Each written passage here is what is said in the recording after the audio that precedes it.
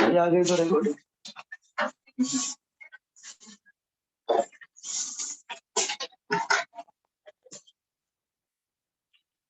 ये पहले लिख लो, फिर बाद में ये जाएगा इसके ऊपर आधा घंटा तो एटलीस्ट जाएगा एक्सप्लेनेशन पे, फिर आगे बढ़ो।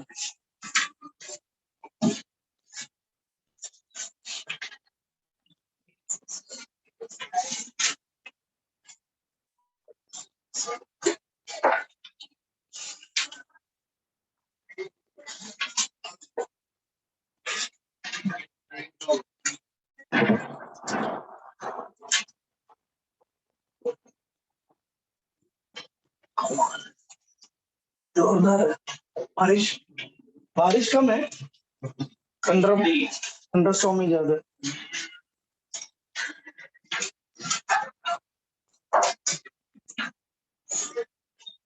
आराम में तो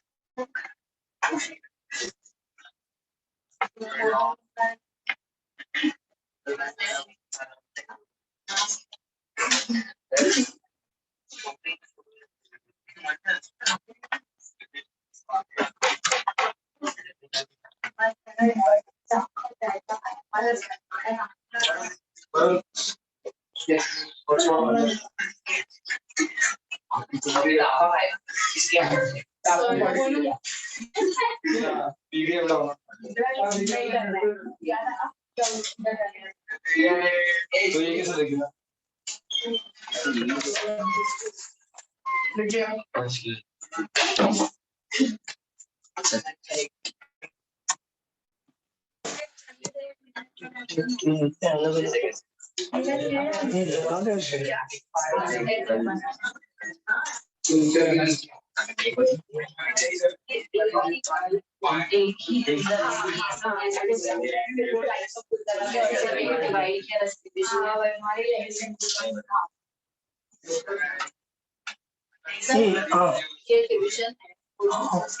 सॉरी, एक सेकंड,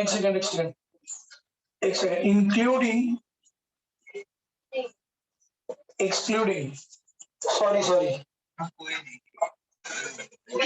बस इंक्लूड, ये इंक्लूड होगा, ये एक्सक्लूड होगा। गुड्स के डेफिनेशन में ये इंक्लूड होगा, ये एक्सक्लूड होगा। ऐसे कैसे बोल रहे? Thank you.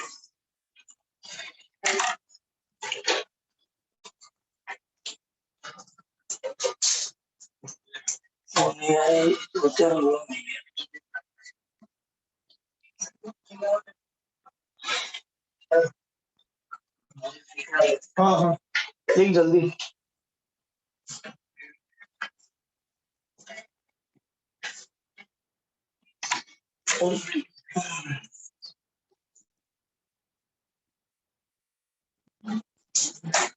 वो एग्जिस्टिंग के टाइप्स है, तो मतलब उसके नीचे लिखो ये, समझा ना? इधर जगह नहीं थी तो इसलिए इधर लिख दिया।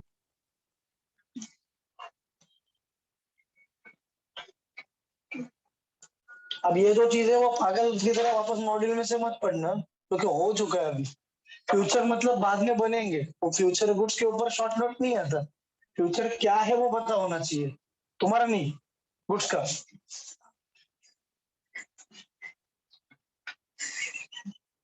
तुम्हारा फ्यूचर के कोई कौन किसका फ्यूचर बोल रहा है? तो उसका मतलब ये बाद में बनेंगे, ये तो already they are in existence है, और ये हो भी सकते हैं, नहीं भी हो सकते ना। ये सिंपल है एक्चुअली, मगजमारी इधर है। अब हो जाएगा, आज के लेक्चर में इतना सब करना है, प्लस और एक दो छोटे मोटे कॉन्सेप्ट।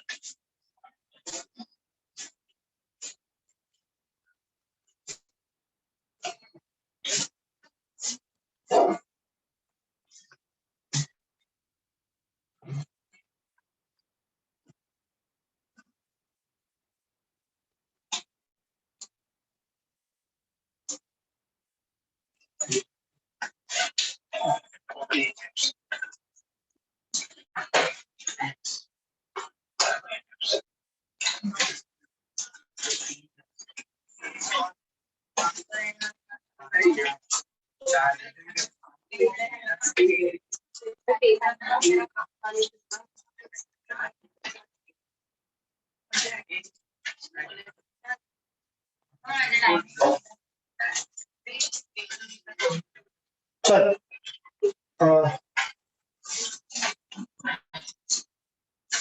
अब उसको सीरियसली मत लेना, ऐसे सर कैसे इंडिसेंट कोड वर्ड देते हो, वो याद रखने के लिए मेरे टाइम मैंने किया, तो मेरे टाइम 2G था,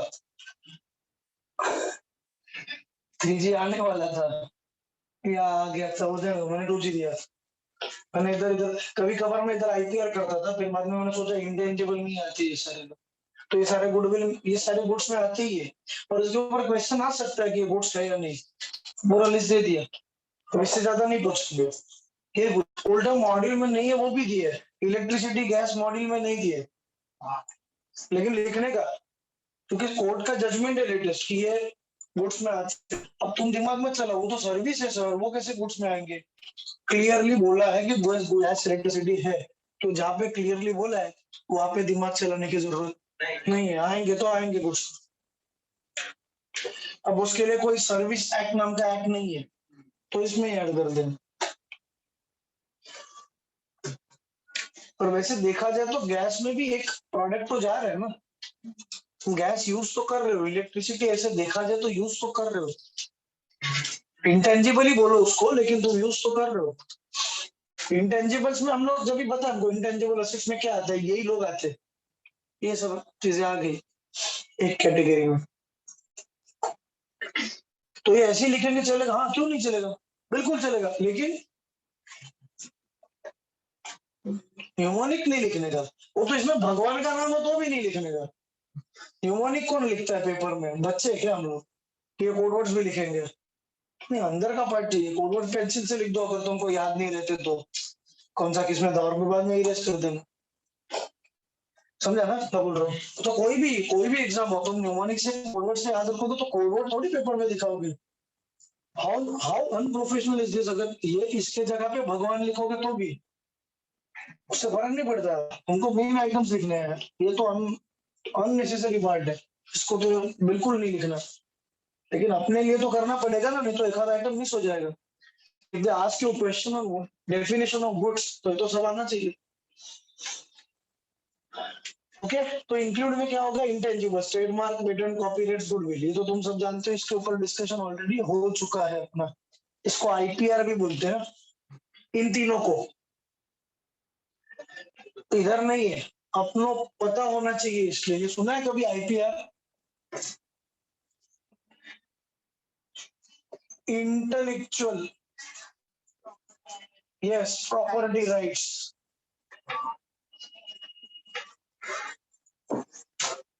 इसमें गुडविल नहीं आता, ट्रेडमार्क, पेटेंट, कॉपीराइट, ये पता होना चाहिए। तो जनरल जैसे बोलते हैं ना, क्रिमिनल लॉ, सिविल लॉ, या रजिस्ट्रेशन वगैरह, ऐसे टर्म्स होते हैं ना, इतने फैमिलियर, वैसे ये टर्म है, ये तो सबको पता होता है। मतलब कोई इंटेलेक्चुअल प्रॉपर्टी वगैरह नहीं बोलता, बोलते IPR। तुमको नहीं भी डिटेलिंग नहीं पता होगी तुमको, तो भी IPR रिलेटेड मैटर्स करते हैं। और CA लोग का भी उसमें होता है प्रैक्टिस थोड़ी बहुत, क्योंकि तुम सिर्फ टैक्स रिटर्न्स वगैरह नहीं भर सकते ना, तुम और भी कुछ काम करोगे ना, खुद की प्रैक्टिस कर रहे हो तो उसमें ये भी होता है थोड़ा बहुत। ट्रेडमार्क रजिस्टर करवा दिया, पेटेंट के लिए, कॉपीराइट के लिए एप्लीकेशन दे दिया, छोटा मोटा काम करते हो। साइड इनकम तो सबको चाहिए ना, सिर्फ थोड़ी नहीं सिर्फ टैक्स रिटर्न भरवाऊंगा या खाली टैक्स प्लानिंग करूंगा या खाली इन्वेस्टमेंट एडवाइस दूंगा। जो जितना आता है उतना कर लो, क्योंकि प्रैक्टिस लेके बैठो, सर्टिफिकेट ऑफ प्रैक्टिस। तो जो मिले काम वो चाहिए। अब ये सोच ले कि मैं यही करूंगा वही करूंगा, ये एकदम सेट हो गए प्रैक्टिस तो होते रहे। इनिशियल डेज में, इनिशियल ईयर्स में तुमको जो काम मिले वो तुम ले लो। खुद नहीं कर सकते तो आउटसोर्स करो, थोड़ा तो मिलेगा। सामने वाला पार्टी देगा ना थोड़ा सा कमीशन। आईपीआर, ठीक है। शेयर्स पता है, स्टॉक और शेयर्स एक्चुअली दोनों सेम है। Bundle of shares is called as stock. Accounts वाला स्टॉक नहीं, उसको लॉ स्टॉकिंग ट्रेड बोलते हैं। यहाँ पे स्टॉक मतलब एक्चुअली शेयर्स ही होगा। उन्होंने एक्सप्लेनेशन नहीं दिया स्टॉक का मतलब क्या, लेकिन स्टॉक दिया है। मूवेबल प्रॉपर्टी कोई भी हो सकता है, हर चीज थोड़ी बोलेंगे। बेंच है, कार है, बाइक है, ये सब कुछ है जो मूव हो सकता है, वो क्या है, मूवेबल प्रॉपर्टी। अब उसकी थोड़ी लिस्ट बनाएंगे, कुर्सी टेबल ये सब। घास, पता है तुमको, trees, gas, electricity, FD receipts. अभी कोई क्यों बेचेगा, नहीं बेच सकता है, बेचेगा नहीं बेचेगा हमको नहीं पता, लेकिन गुड्स में है। अब क्या नहीं आता, तो ये तीन चीजें नहीं आती। एक्शनेबल क्लेम बहुत सिंपल है। एक्शनेबल क्लेम ये एक्चुअली एक डेट होता है, लेकिन ऐसा डेट मतलब क्लेम ना, आना बाकी है पैसा। अगर क्यों वो पैसा नहीं देगा सामने वाला बंदा, तो I can take an action, actionable claim. पेपर में नहीं आएगा what is actionable claim, because it is not defined in sale of goods act. तो जो चीज सेल ऑफ गुड्स एक्ट ने एक्सप्लेन नहीं की है, सी इंस्टीट्यूट ने नहीं दी है, ये बात नहीं है। सेल ऑफ गुड्स एक्ट ने नहीं दिया है, वो चीज तुमको पूछ नहीं सकते। लेकिन हमने मीनिंग समझ लिया कि क्लेम मतलब ऐसा डेट है जो बाकी है पैसा, अगर वो नहीं देगा तो मैं एक्शन ले सकता हूँ, इसलिए एक्शनेबल क्लेम। पर ये इसको तुम डेट लिखोगे तो रॉन्ग है, यही लिखने का, ब्रैकेट में डेट लिखने की जरूरत नहीं है। सीधा एक्शनेबल क्लेम, एक्सप्लेन भी करने का नहीं। इमूवेबल प्रॉपर्टी, लैंड, बिल्डिंग,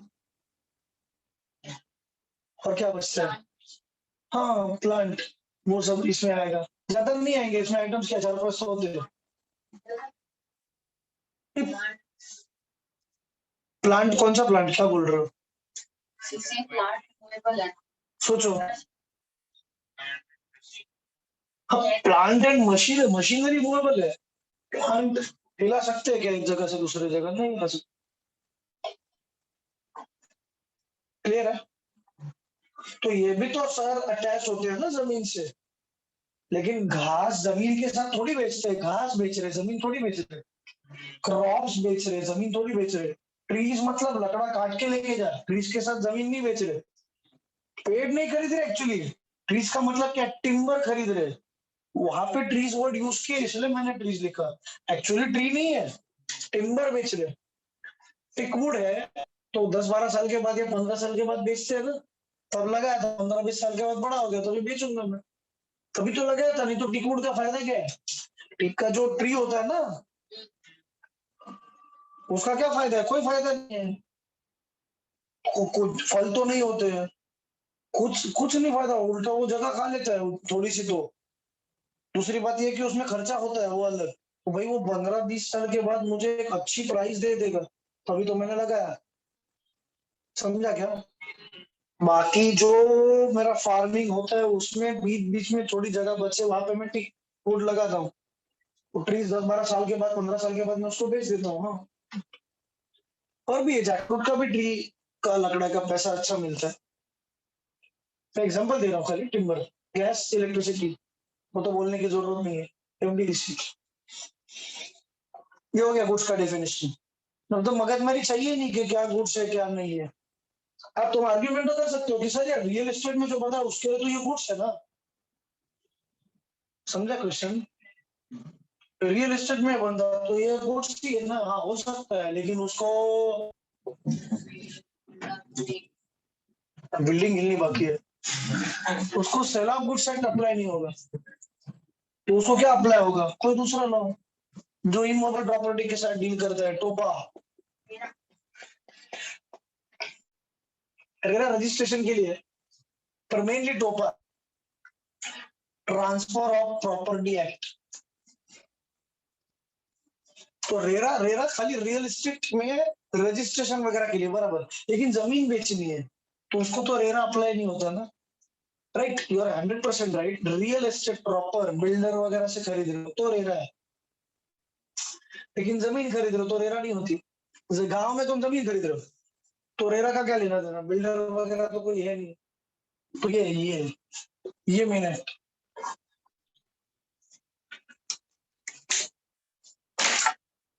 बस सर प्रॉपर्टी आएगा उसमें।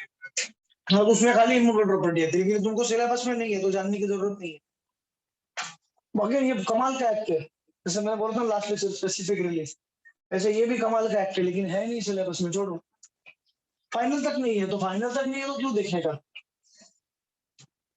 दो एक्ट है जो इंस्टीट्यूट ने रखने चाहिए थे, एक स्पेसिफिक रिलीफ एक्ट और एक ये, और भी एक तो है मनी लॉन्ड्रिंग वगैरह, रख देते तो लेकिन ठीक है, ये तो रखने चाहिए थे, बच्चे कुछ पढ़ लेते। वो सीए होने के बाद भी कुछ चीजें नहीं पता होती, अगर इंस्टीट्यूट वो बढ़ा देगी तो छोड़ो। अच्छा, बाकी भी प्रोफेशन जी रहे उनको भी जीना है, सब कुछ सीए कर लेगा तो बाकी प्रोफेशन का क्या होगा। ये क्लियर है क्या नहीं? हाँ, बस खत्म चल। गुड्स का definition complete. Types of goods ये तो बता दिया ना, एग्जिस्टिंग गुड। कादर खान ने गोविंदा को प्रॉमिस किया कि मेरे बेटी से शादी कर, मैं तुमको 5 करोड़ रुपया देता हूँ। बेटी फिक्स है, स्पेसिफिक गुड्स, अज्यूम बेटी as goods for the time being. अब झगड़ा मत कर, हाउ डेयर यू, फेमिनिज्म वगैरह नहीं चाहिए यहाँ पे। हाँ, क्या बोलते हो उसको, मिसोजिनिस्ट, उनके अगेंस्ट बोल तो। अरे भाई, ट्रीट वुमेन एज गुड्स तो मेल भी हो सकता है। हाँ, मैं सिर्फ बोल रहा हूँ ऐसे कि मेरी बेटी से शादी कर, मैं तुमको 5 करोड़ रुपया देता हूँ, तो बेटी फिक्स है ना, स्पेसिफिक। 4 में से एक किसी भी बेटी से शादी कर, 5 करोड़ रुपए देता हूँ, और ऑन एसर्टेड, और कभी ना कभी तो फिक्स होगा ना, ऐसे थोड़ी 4 में से एक, 4 में से एक, जब कभी शादी करोगे तो तब तो फिक्स करोगे, पहले से फिक्स है स्पेसिफिक, पहले से फिक्स नहीं है और बाद में फिक्स यही होगा ना, एसर्टेड, खत्म। 5 लीटर का कैन रेडी है ऑयल का, ले लिया। 5 लीटर का कॉइन कैन रेडी नहीं है, 15 लीटर के डब्बे में से 5 लीटर का छोटा कैन, मतलब 5 लीटर निकाल के देना पड़ेगा, तो ये 15 लीटर का कैन है, इसमें से मैं 5 लीटर निकाल के दे देता हूँ, तो 15 लीटर का जो कैन है वो क्या है, इसमें से दे रहा हूँ, और जब वो बन के रेडी हो जाएगा 5 लीटर तो पहले से फिक्स है तो स्पेसिफिक, खत्म। अब और क्यों ज्यादा कॉम्प्लिकेट करने का, सिंपल हो रहा है एग्जाम। तो ये तो दोनों सेम ही हो गए ना सर, हाँ ये तो दोनों सेम ही हो गए, ये पहले से फिक्स है बाद में फिक्स हो, उसके बीच फिक्स, ये होने के पहले ये होना चाहिए, पहले से ये तो बात ही खत्म। ओके, हाँ तो एक ही बेटी है तो स्पेसिफाई करने की जरूरत ही नहीं है, 4 बेटियां है और स्पेसिफाई कर लिया क्या, नहीं तो गोविंद है ना नंबर 1 से शादी करेगा, फिक्स हो गया ना, स्पेसिफिक नंबर 1 जो बड़ी बेटी है वो, कोई किसी से भी शादी कर रहा है, कोई भी चाहे मेरे लिए अच्छा है, तुमको 5 करोड़ रुपए दे दे, होता है सर, हो सकता है ना ऐसे मैरिज का कॉन्ट्रैक्ट, कंटीजेंट कॉन्ट्रैक्ट है वो, लेकिन वो तो पता है ना, तो ये इधर क्यों करे, गुड्स एग्जिस्ट कर रहे हैं ना, कंटीजेंट गुड्स तो नहीं है ना, बेटी हो भी सकती है नहीं भी हो सकती है, ऐसा थोड़ी है, शादी हो भी सकती है नहीं भी हो सकती है, अलग बात है, बेटी थोड़ी हो भी सकती है नहीं भी हो सकती। पेपर में ये एग्जांपल लिखना नहीं है, लड़की का अज्यूम गर्ल एज गुड्स वगैरह समझाने के लिए, तो पेपर में क्या लिखेंगे भाई, कैन वाला एग्जांपल ऑयल वाला लिख सकते हो कुछ भी। 15 गाड़ी है मेरे पास same model, same colour, everything is same, उसमें से कोई एक दे दूंगा। अब तुम बोलोगे कोई भी चलेगी, सारी ब्रांड न्यू कार्स है ना, मुझे क्या फर्क पड़ता है, कोई भी दे दो। तो इसमें से कोई एक दे दूंगा। जब देते टाइम तो फिक्स करनी पड़ेगी, और एक ही गाड़ी है मेरे पास, स्पेसिफिक कोई बचा ही नहीं है, एक ही गाड़ी बची है, स्पेसिफाई करने की जरूरत नहीं है ना, विच कार एग्जैक्टली, एक ही गाड़ी है। या हाँ बोल। आफ्टर कॉन्ट्रैक्ट है तो कंसीडरेशन वेग है ना, कॉन्ट्रैक्ट कंसिडरेशन वेग है ना, क्लियर नहीं है। नहीं नहीं नहीं नहीं, क्लियर है, इसमें से इतना दूंगा, क्लियर है, 15 में से एक दूंगा ना, तो सर्टन है ना,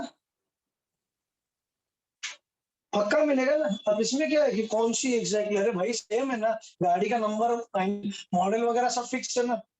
अब तुमको क्या करने का है कि वो लेफ्ट साइड पे फर्स्ट नंबर पे खड़ी है वो गाड़ी, सारी सेम है, सारी सेम है, तुमको क्या दिखना है, देखो चेक कर लो, सारी सेम है। अब तुम शोरूम में जाओगे तो तुमको थोड़ी लेना देना होता है कि यही चाहिए, वेन यू से यही, यही का मतलब क्या होता है, यही मॉडल यही कलर, और क्या रहता है। तो यही मॉडल और यही कलर के तो कितने सारे गाड़ियां हो सकती है। अभी यहाँ पे नहीं है तो शोरूम पीस है, हम मंगवा के रख लेते हैं, डिस्प्ले के लिए होता है ना एक पीस, तो वो तुमको नहीं मिलता, बोल देते उस दिन मैं शूज लेने गया था तो वो शूज मिले ही नहीं, डिस्प्ले के लिए रखे थे लेकिन वो एक ही था, थोड़े बड़े तो दूसरा लेना पड़ा।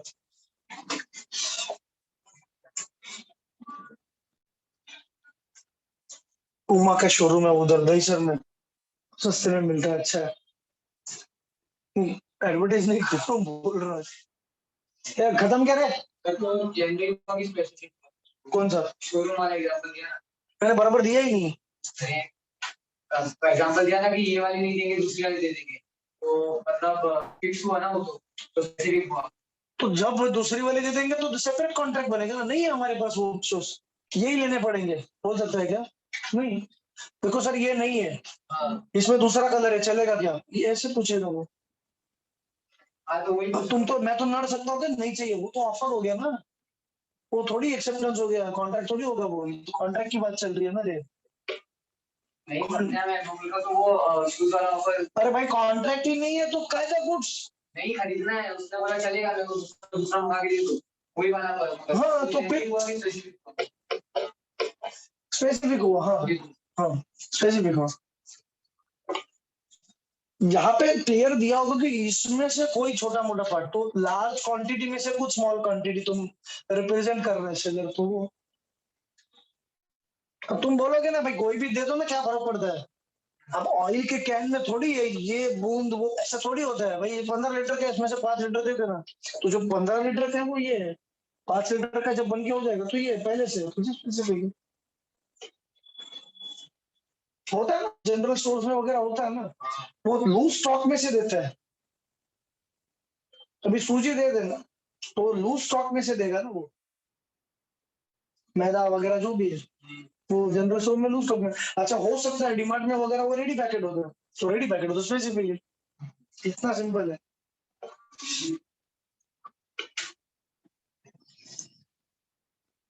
जबरदस्त, डर गया हूँ मेरा।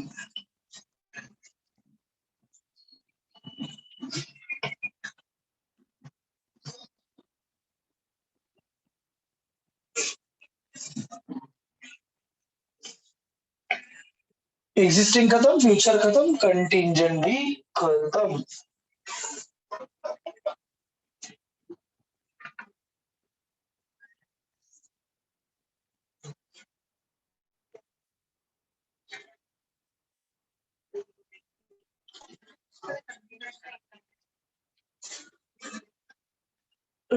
एग्जाम्पल तो उधर भी नहीं दिया मॉड्यूल में भी, गुड्स मे और may not come into existence,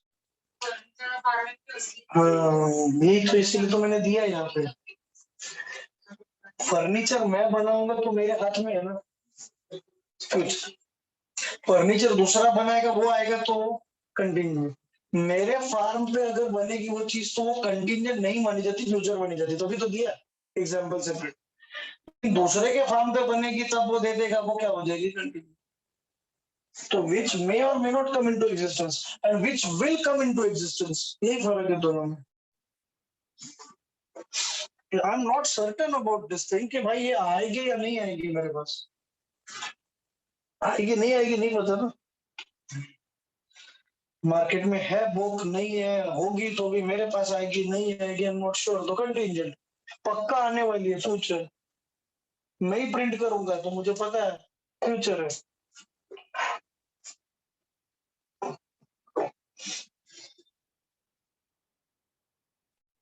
totally depends on intentions रे पार्टीज।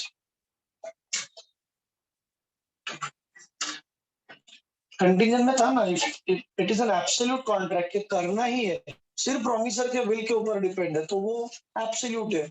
सिर्फ प्रोमिसर के विल के ऊपर डिपेंड नहीं है, there are some other factors involved, then it is a contingent contract. वही लॉजिक है। और खत्म, आगे बढ़े। तो दो चार कौन से फटाफट खत्म करके।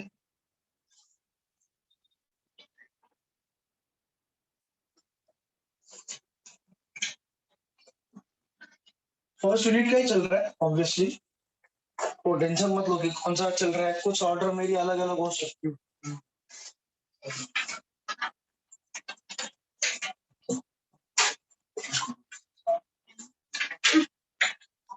डिलीवरेबल स्टेट का मतलब ये है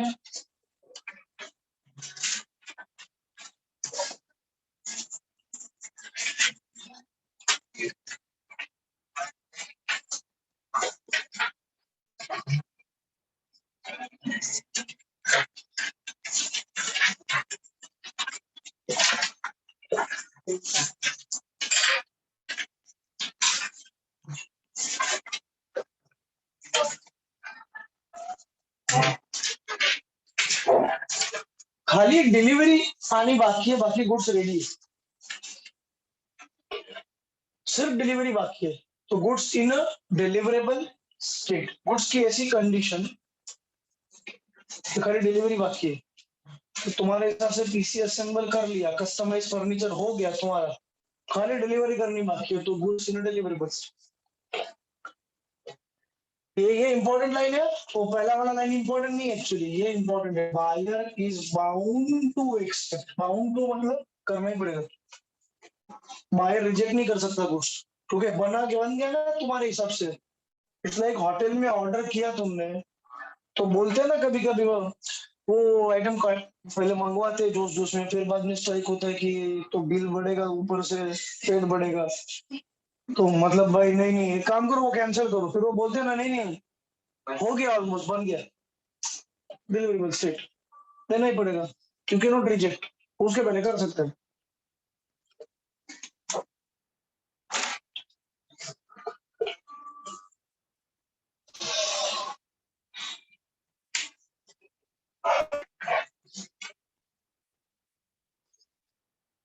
अब इसका पर्पस क्या है वो आगे पता चलेगा यूनिट 3 में।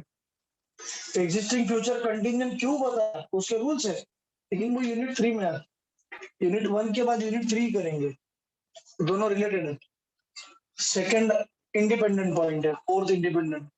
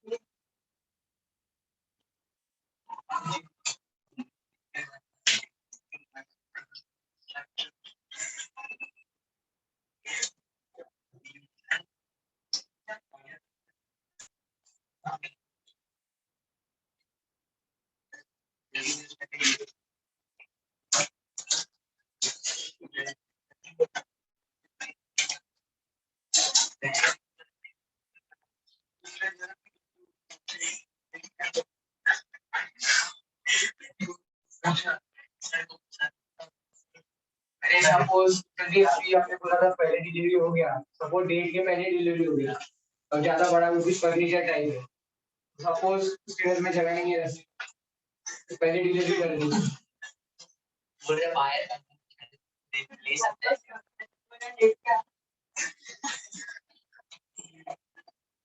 बाहर ने क्या बोला था, कब देगी? 4 आउट हाँ, तो उसने पहले लेके आया तो बाहर के एंट्री चेक, इसलिए क्या बाउंड टू एक्सेल तो उसमें वो अलग होता है, तो 4 अक्टूबर को ही डिलीवरी बस स्ट्रिक्ट में आएगा, जिस दिन हुआ है उस दिन पे ही करना।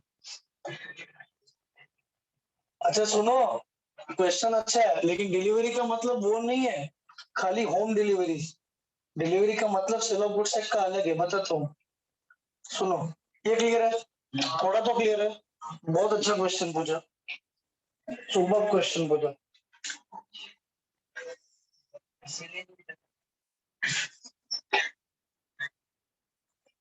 चल नेक्स्ट क्वेश्चन ही डिलीवरी कर देते हैं।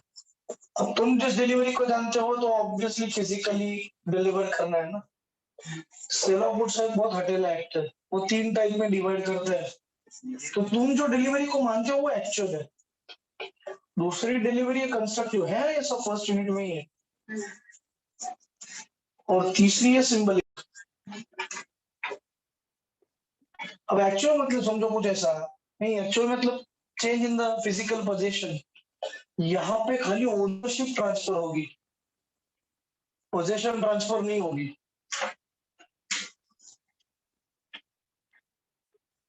पोजीशन ट्रांसफर,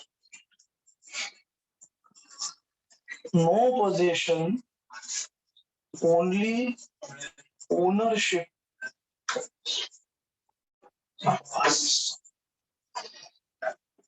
ट्रांसफर ठीक नहीं लगता, पोजीशन ट्रांसफर यहाँ पे ठीक है, यहाँ पे पास, ओनरशिप पास होती। सिंबलिक,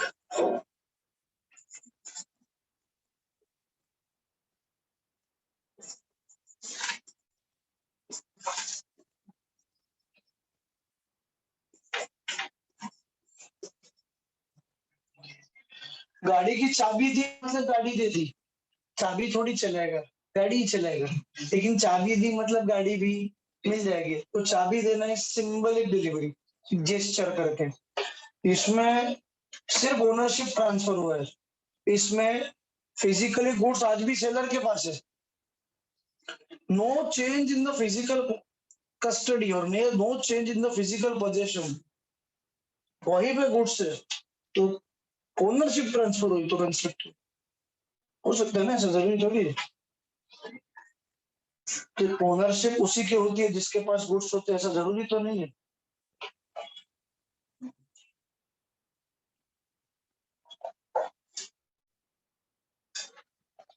अब जो सुनना ध्यान देखिए, सेलर है, बायर है, गुड्स वेयरहाउस कीपर के पास है, पहले सेलर के बिहाफ में थे, अब बायर के बिहाफ में है। मतलब पहले ओनर सेलर था, अभी ओनर, लेकिन कल भी गुड्स वेयरहाउस कीपर के पास थे, आज भी। तो ये कौन सी डिलीवरी हो गई? अरे देख ना भाई, नो पोजीशन ओनली ओनरशिप, अरे ये तो फिजिकल ट्रांसफर हो गया। तो यहाँ से वहां तक डिलीवरी पहुंची बायर को, तो वो एक्चुअल डिलीवरी। खाली ओनरशिप ट्रांसफर हुई है तो उसको डिलीवरी थोड़ी बोलते हैं, तुम नहीं बोलते, सेल ऑफ गुड्स बोलते हैं। तो गलत है वर्ड, लेकिन मैं क्या कर सकता हूँ, सेल ऑफ गुड्स बोल रहे हैं, देख लो।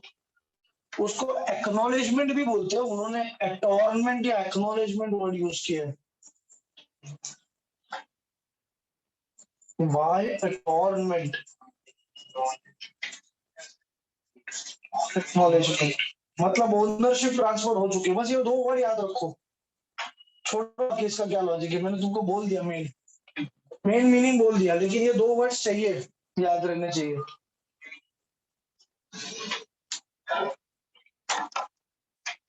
एक्नॉलेज कर दिया कि ओनरशिप ट्रांसफर हो चुकी है।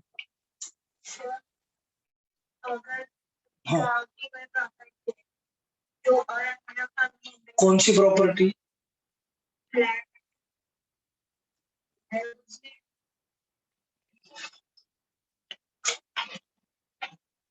जनरल एग्जांपल है तो बोल, प्रॉपर्टी लैंड रिलेटेड एग्जांपल है तो इसको ये अप्लाई नहीं होगी, इसको तो ये है। वो तुमको सिलेबस में नहीं है। अगर कार है हाँ जो विलेज में है and वो जो डिलीवर करने नहीं मिला तो कंस्ट्रक्टिव डिलीवरी मिलेगा ना कल परसों कभी। तो आज क्या हुआ, आज ओनरशिप ट्रांसफर हुई, उसको कंस्ट्रक्टिव डिलीवरी। हम नहीं मानते उसको डिलीवरी, लेकिन चलो कुछ मान रहे हैं ना, तो हम क्या कर सकते, हमको पढ़ना तो है ना। हमको पल्ले पड़े, अच्छा लगे बुरा लगे, इससे फर्क नहीं पड़ता, हमको पढ़ना है। अब मुझे भी नहीं समझ में था इसको डिलीवरी को दूसरा नाम नहीं देते, कोई दूसरा नाम दे देते, लेकिन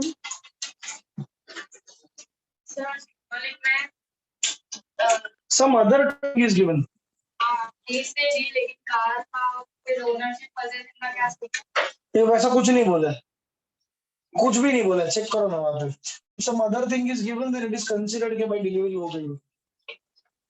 प्रो सिंबल एक डिलीवरी है, जेस्चर है ना एक, के लो गाड़ी की चाबी। तो चाबी का क्या करूं मैं, गाड़ी चाहिए, अरे समझो ना बात को, चाबी दी ना अभी तो मतलब गाड़ी मिल जाएगी ना, तो चाबी देना इस सिंबल डिलीवरी। क्या गाड़ी के पेपर्स दिए खाली, के लो गाड़ी के पेपर्स कागजात, मतलब क्या हो गया, सिंबल डिलीवरी। पेपर थोड़ी चलाओगे तुम, तुमको तो फिर भी गाड़ी चाहिए, तो गाड़ी आ जाएगी। अच्छा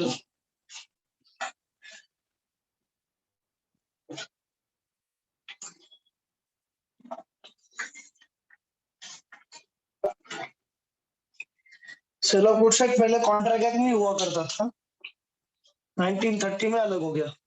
पार्टनरशिप एक्ट भी पहले कॉन्ट्रैक्ट एक्ट में हुआ करता था, 32 में अलग हुआ। समझो ना, पाकिस्तान बांग्लादेश से समझो, अब बाल की खाल मत दिखा लो, पाकिस्तान में से अलग हुआ वगैरह ऐसा। हाँ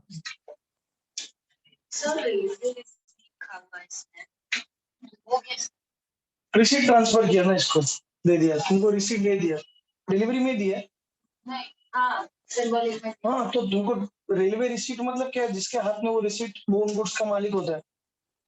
रेलवे को दिया है गुड्स ट्रांसपोर्ट करने के लिए, तो रेलवे ने मुझे रिसीट दी उन गुड्स की, मतलब ये कि मैं उन गुड्स का ओनर हूँ। तो वो रेलवे रिसीट मैंने तेरे हाथ में दे दी, तो अभी तू ओनर बन गया गुड्स की। लेकिन फिर तो वो ये हो गया, नहीं, ये जो देना है, इस देने को क्या बोलते हैं, this action is called as giving something else with reference to the goods. Giving something else मतलब कुछ भी दे दूंगा ऐसे नहीं, रिलेटेड टू गुड्स। इसका मतलब ये पेपर्स इधर नहीं, इधर तो कुछ भी दिया नहीं है, इधर खाली ओनरशिप ट्रांसफर हुई है। पेपर सिर्फ देना और ओनरशिप ट्रांसफर करने में फर्क है। और ये नहीं बोल रहे, ये दोनों एक जगह पे भी हो सकते हैं। हम ये बोल रहे हैं कि अगर कोई दूसरी चीज जा रही है तो वो चीज का जाना इज कॉल्ड एज सिंबलिक चीज। हाँ, कंस्ट्रक्टिव में सिर्फ ओनरशिप जाती है, वो कैसे जाए दैट इज नॉट इम्पोर्टेंट। तो एक बार वो चीज चलेगी तो ठीक है, आएगी ना, तो हाँ आ जाएगी, तो बाद में 5 मिनट में ये होगा, फिर 10 मिनट में ये भी तो होगा। नहीं होगा, खाली कंसेप्ट से खुश हो जाओगे, हाँ मैं गाड़ी का ओनर हूँ, गाड़ी नहीं है तो क्या करो ओनर। अब गाड़ियां नहीं बाकी 10-15 साल की बाद आ जाएगी, क्या है, ऐसा थोड़ी होता है। तो नहीं तो आज नहीं तो कल ये यही मेन है ना, अल्टीमेटली यही चाहिए।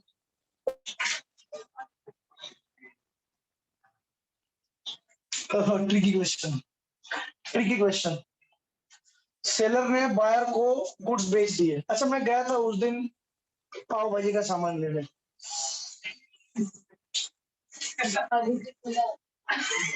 अब मैं भूख से मर ही जाता, चौवा वड़ा पाव खा के आया मैं। हाँ तो मैं पाव भाजी का सामान खा के आया,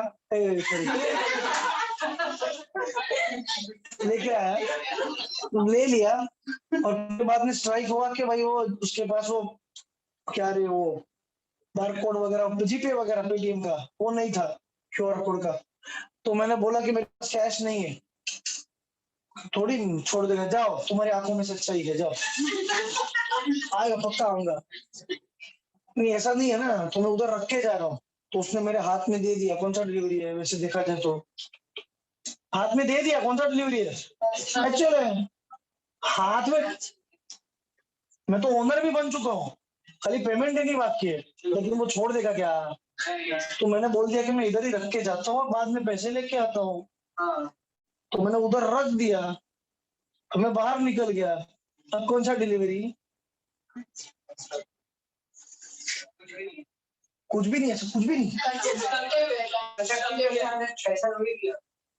दे दिया ना, एक बार दे दिया ना, एक बार दे दिया ना एक्चुअल डिलीवरी, तो दे दिया। अब तुमने उसके पास रखा है वो अलग बात है, वो तो तुम बाजू की दुकान में भी रख सकते हो। अब वो अब वो संभाल रहे ना, अब वो संभाल रहे हैं ना, अब जो संभाल रहे हैं ना वो एज अ बेली संभाल रहे हैं। बेली पता है? तुम्हारे पास गुड्स है लेकिन तुम उसके ओनर नहीं हो तो बेली हो, तो उसकी ड्यूटी है गुड्स को संभालना, लेकिन उससे बाकी गुड्स का लेना देना नहीं है। उसके बाद उसमें मेरा भी सामान हो सकता है, जरूरी नहीं है ना, मैंने उसमें और भी सामान रखा है, मेरा कैरी बैग एक ही है, तो मैंने उसमें और भी, एक बार एक्चुअल हो गया उसके बाद कंसेप्ट वो नहीं हो सकता। एक्चुअल इज फाइनल, समझा? वो ट्रिकी क्वेश्चन था क्योंकि पूछा था, ऐसा कोई एग्जांपल पूछा था, ये नहीं है तो ऑब्वियसली मेरे साथ हुआ। और मुझे तो आदत है फिर, हाँ ये एग्जांपल मैं स्टूडेंट को दूंगा, ऐसा कुछ या कुछ पिक्चर देखते तो वो स्ट्राइक होता है, वो अलग बात है। लेकिन ये सिमिलर एग्जांपल इंस्टीट्यूट ने पूछा था कुछ साल पहले कि which type of delivery it is, तो एक बार बायर के हाथ में आ गया ना, बायर वापस सेलर के पास छोड़ के भी जाए, एक्चुअल डिलीवरी माना जाएगा, तो उसका लेना देना नहीं है। सेल ऑफ गुड्स का बेसिक रूल ये है, payment is not important. Payment credit sale में क्या होता है, पैसा बाद में दे देते। अभी तुम प्रैक्टिकली समझो, लेस ले लिया, खा लिया, पैसे कल देती हो, तुम बोले हाँ कल दे दे, तो ओनरशिप कल ट्रांसफर होगी। खा लिए, खत्म किए ना, अब खत्म करने के बाद नहीं, आज खाया लेकिन ओनरशिप कल ट्रांसफर होगी, अरे खा लिया तो बात खत्म।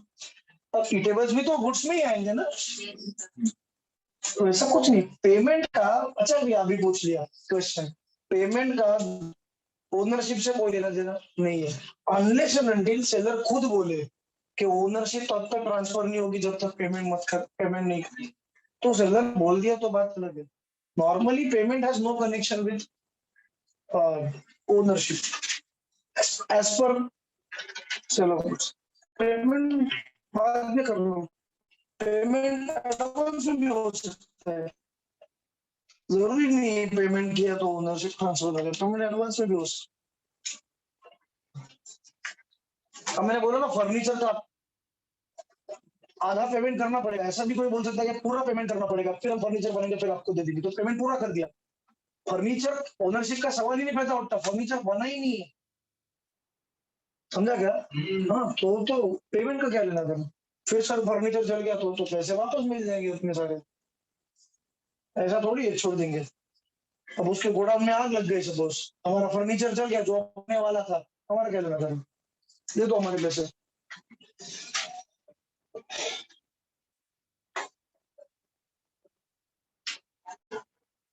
क्लियर, खत्म, चल आगे।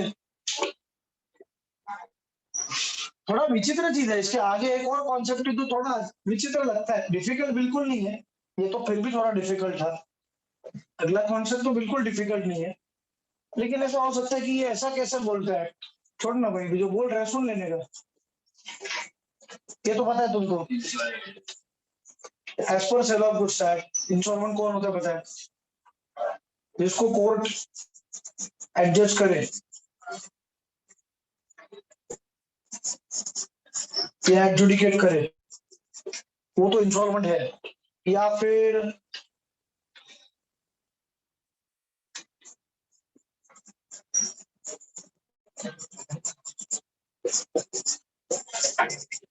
ये समझा ना। दूसरा, अब ग्रामर मत निकालना, I mean he refuses to pay आना चाहिए वैसा मत निकालना, वो तो तुम कर लेना। जिसको कोर्ट ने एडजस्ट या एडजुडिकेट किया, कोर्ट या एनी अथॉरिटी, इसने बोला है कि तुम है प्राणी, तुम इंसॉल्वेंट बन चुके हो, मुबारक हो, इंसॉल्वेंट, इनकेपेबल टू पे तो भी इंसॉल्वेंट है, और ये तो छोड़ो करोड़पति हो तुम, लेकिन 2000 रुपए का पेमेंट है और तुमने बोल दिया नहीं दूंगा, तो भी तुम क्या बन गई। लेकिन इस इंसॉल्वेंट का जो नॉर्मल इंसॉल्वेंसी से कोई लेना देना नहीं है। जैसे इसके पहले देखा ना डिलीवरी का, नॉर्मल डिलीवरी से लेना देना नहीं है। समझा ना, नॉर्मली जो, इसलिए मैंने वो दोनों कॉन्सेप्ट एक साथ ही समझा कि इसका मीनिंग थोड़ा अलग है। ये दोनों जो जो जो चीजें हम कर रहे हैं ना, सारी चीजें फर्स्ट यूनिट में ही है।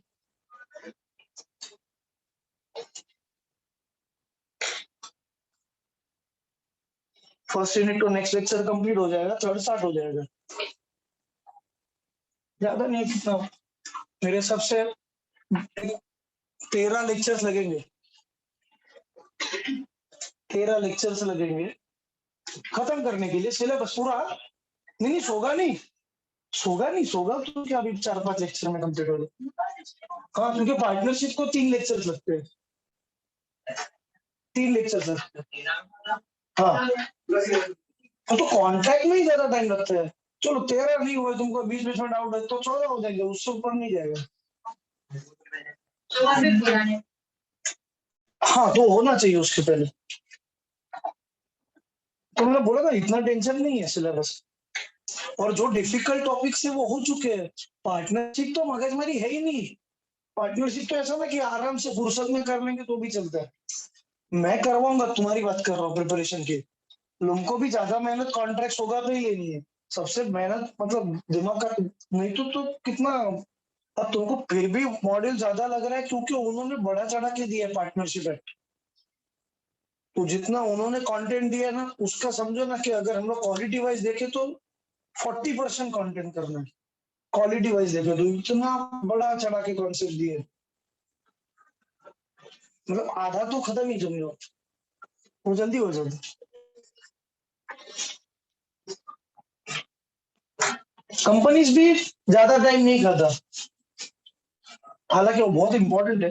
एलएलपी, एलएलपी एक लेक्चर, एक है, एक ही यूनिट है उसमें एलएलपी।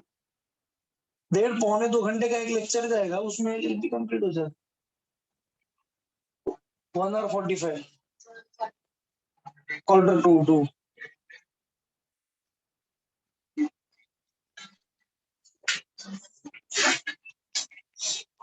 मतलब मैंने से 1-1.5 लेक्चर हो सकता है, उससे ऊपर नहीं। क्या क्या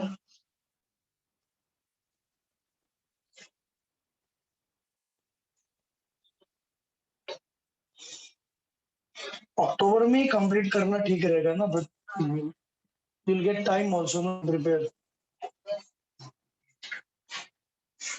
हम्म, बात कर लेंगे जिम सर से, बाद में रिवाइज कर लेंगे। इनका तुम छोड़ो, अरे उनका तो 1 साल बाकी है ना। पर अभी मैं क्या कर सकता हूँ, मैं अरे आराम से, तुमको टाइम है तो इनको थोड़ी रोक सकता हूँ। तो मैं तो इनके हिसाब से ही कंसिडर करूँ ना, तुम समझो ना बात।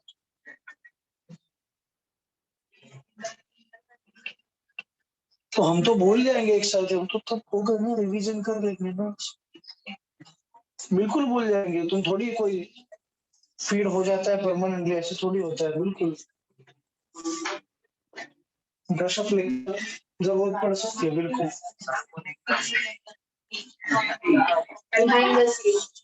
लेकिन ऐसा नहीं हो सकता कि भाई पूरा वापस ना, जरूरत भी नहीं है ना। हाँ, रिकॉर्डेड वीडियो में तो बेस्ट है ना, तुम्हें जरूरत भी नहीं।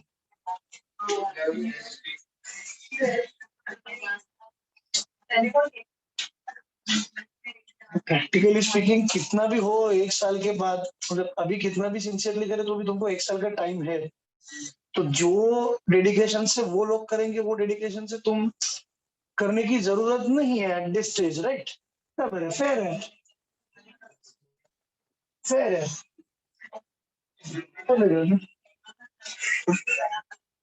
टेंशन मत लो, हो जाएगा।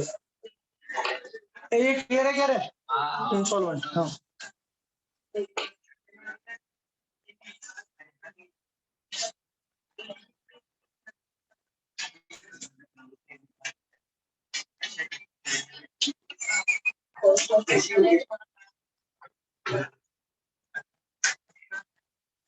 मुझे तो वैसे भी दिवाली के पहले कंप्लीट करना ही था तुम्हारा सिलेबस। हाँ, नवंबर फर्स्ट वीक में। हो जाए।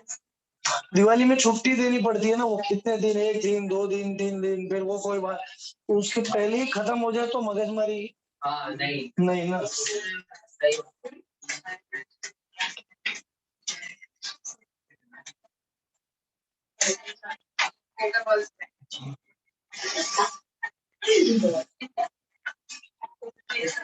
आज से नवरात्रि कल से है ना?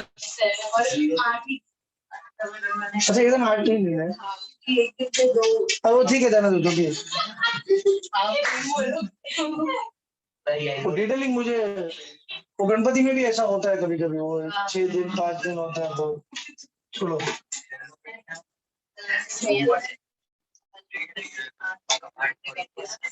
तो पता होना चाहिए कि स्टूडेंट्स के हिसाब से, क्योंकि धार्मिक लोग हैं ना, गरबा वगैरह नहीं है एक्चुअली अलाउड ये सब, लेकिन फिर भी सोसाइटी में अलाउड है ना।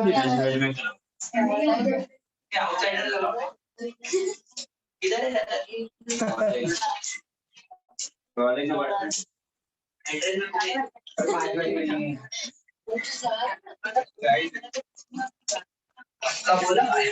अबे धार्मिक बच्चों, वो ठीक है, नवरात्रि वगैरह अपनी जगह पे है, स्टडी पे नहीं जनरल बोल रहा हूँ, सिर्फ खाली नहीं, स्टडी पे इम्पैक्ट नहीं होना चाहिए, समझो बात को। बाकी तुमको जो करना है करो ना, तुम्हारा क्या क्या प्रेशर लेने का।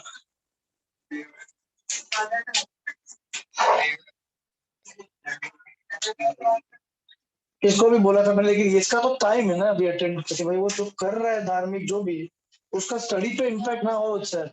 एक तो कहीं तो मैं मालवनी में लेक्चर ले रहा था 2-4 साल पहले, वहां पे वो रोजा होता है ना, तो बच्चे रोजा कर रहे थे। अब वो तो एकदम ही एक्सट्रीमिस्ट होते हैं, उनके बारे में तो बिल्कुल भी, तो मैं तो वैसे भी नहीं बोल रहा था, मुझे पता है कि किसको कितना बोल सकते हैं। और फिर सॉरी सॉरी भी नहीं चलता उनको, फिर पता नहीं, रिस्क नहीं ले सकते, बच्चे बहुत अच्छे थे। तो मैंने उनको इतना बोला कि भाई ठीक है तुम करो, लेकिन जरा संभाल के करो, क्योंकि उनकी जान ऐसी, तो वैसे खत्म ही हो रहे थे। और बस दिया, मुझे ऐसा बोलना नहीं चाहिए, लेकिन और वो ऐसे मतलब नींद नहीं आ रही थी, खत्म मतलब। तो लड़के, लड़कियों को तो चक्कर वगैरह वो आती रही थी, माय गॉड, वो ऐसा नहीं, वो ऐसा नहीं, लड़के और वो भी फिट लड़के थे, तो चक्कर वगैरह मतलब बोला इतना तुम करो, लेकिन और पागल लोग बाद में क्रिकेट भी खेलते थे नीचे, वो तो वो रखो चालू, लेकिन फिर क्रिकेट कम कर दो ना, क्योंकि तुम क्रिकेट खेलोगे तो फिर और वो कैलोरीज बर्न होगी, एक्सर्शन ज्यादा होगा, फिर बाद में तुम्हारा स्टडी पे इम्पैक्ट होगा। हर साल की बात और सीए की बात दोनों में फर्क है ना, पहले करते होंगे तुम लोग, अभी तुम यहाँ पे किधर ना किधर तो कैची मारनी पड़ेगी ना। हाँ करेक्ट सर।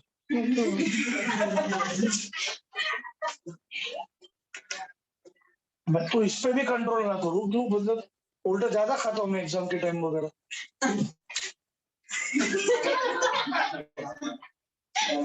तो कम थोड़ी खाता, ज्यादा भूख लगती है मेरे को, मैं तो पढ़ते टाइम तो मैं घूम घूम के पढ़ता हूँ ऐसे। तो ऐसे मतलब मेरा अगर एग्जाम चलता होगा तो मेरा 4-5 किलोमीटर का वॉक तो हो ही जाता है आराम से, आराम से। एग्जाम के टाइम का पता, एक दिन में कल एग्जाम है तो आज ऐसा, क्योंकि वो ऐसे ऐसे आदत है ना, तो मैंने वो पॉज लगाया नहीं, लेकिन वो समझने के बाद अगर 4-5 घंटे कम से कम मैं चलूंगा तो उतना तो हो ही जाएगा, उससे ज्यादा ही होता रहता है। तो फिर बीच में वो काजू बादाम वगैरह में रख के वेफर्स वगैरह सब ठाट रहते मेरे, एग्जाम है सब मंगवा के लेके पूरा ऐसा मतलब रहता था सब कुछ, वेफर चाहिए, ये चाहिए वो चाहिए, कोई टेंशन नहीं है ना, ऑयली वगैरह की सब हजम हो जाता था।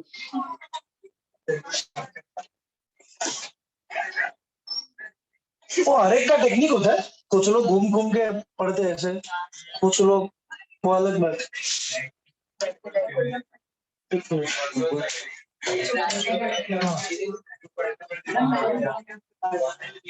पर सोते पढ़ना इज वेरी रॉन्ग। हाँ घूमते घूमते पड़ेगा तो उसका सबसे बड़ा एडवांटेज है कि तेरे को नींद आ ही नहीं सकती। कैसे आएगी? ऐसे ऐसे थोड़ी कोई सोएगा। नींद पूरी नहीं हुई तो ही ऐसा हो सकता है, अदरवाइज ऐसा कोई सोता नहीं है। चलते चलते सो गया ऐसा तो नहीं हो सकता। Goods, types of goods, instalment, फिर बाद में हाँ ये हाँ डॉक्यूमेंट वही title. Title means ownership. Title to goods.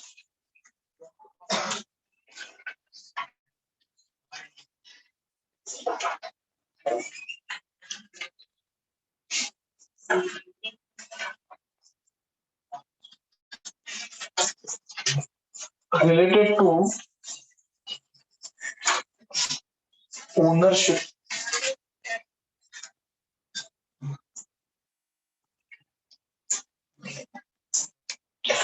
एक बात याद रखना, ओनरशिप का मीनिंग प्रॉपर्टी है। अभी एक और विचित्र देखा, ये छोड़ो, पहले याद रखो एक और विचित्र चीज है। सेल ऑफ गुड्स एक्ट के हिसाब से प्रॉपर्टी मीन्स ओनरशिप। तो वो लिखते property in goods. Property in goods मतलब ओनरशिप समझा? Property in goods is transferred, ऐसा बोला तो इसका मतलब ownership in goods is transferred. तो अभी document related to ownership of property. Second thing, property passes by endorsing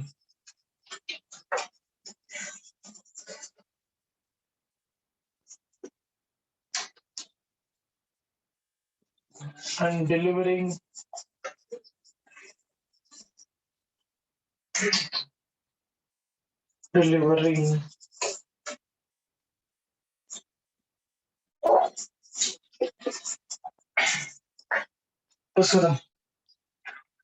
examples बाकी है।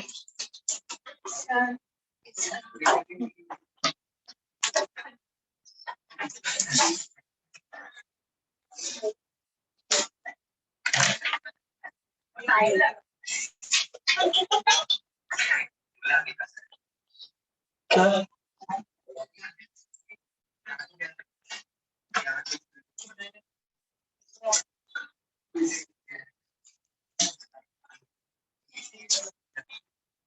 मेरे को फिर भी कंप्लीट करना है, जल्दी से जल्दी दे।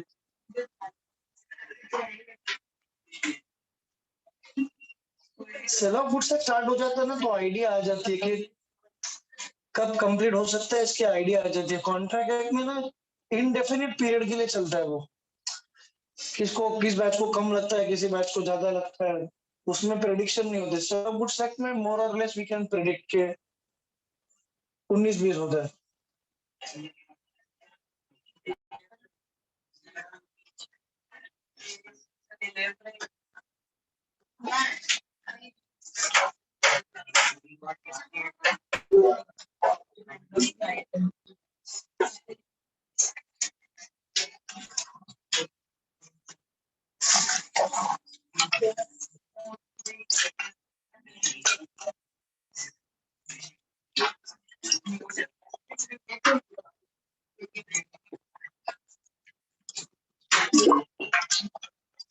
मैं लिखने का एक और रीजन है, तुमको बता दूं कि एग्जैक्ट ऐसे पॉइंट्स लिखोगे पॉइंटर्स में तो ज्यादा अच्छा रहेगा, और पैराग्राफ में लिखोगे तो उतना मजा नहीं आता पेपर में। अब इससे कुछ फर्क नहीं पड़ता कि मॉड्यूल में एग्जैक्टली क्या दिया है, वो कंटेंट आ गया खत्म। एग्जांपल देना जरूरी है, तो कुछ एग्जांपल्स दिए, वेयर हाउस कीपर्स रिसीट और वारंट, वॉरफिंगर सर्टिफिकेट, ऐसा कुछ होगा।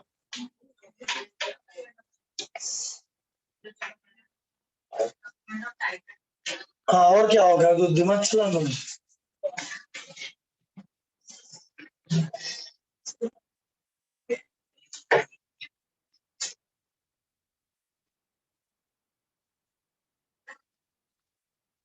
बिल ऑफ लीडिंग है।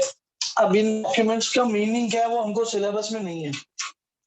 समझो बात को कि ऐसा डॉक्यूमेंट जिसमें लिखा होगा कि certain person is the owner और उसमें उसको एंडोर्स करके उन गुड्स का ओनरशिप ट्रांसफर हो सकता है किसी और को। उस डॉक्यूमेंट को, गुड्स को नहीं, उन डॉक्यूमेंट्स को कहा जाता है document of title to goods. Title means ownership.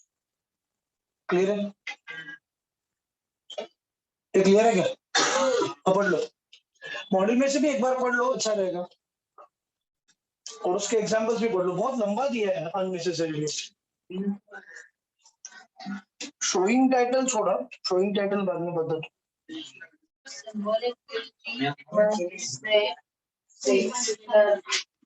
Similar नहीं, छोड़ो, तुम कुछ अलग चीज दी तो सिंबलिक है, वही होगा। गाड़ी की चाबी दी होगी या गाड़ी के पेपर्स, वही एग्जांपल होगा सिंबलिक में।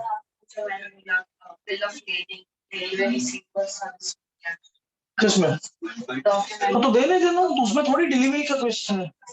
वो डॉक्यूमेंट्स की बात चल रही है, गुड्स की नहीं बात चल रही है, डिलीवरी की बात नहीं चल रही।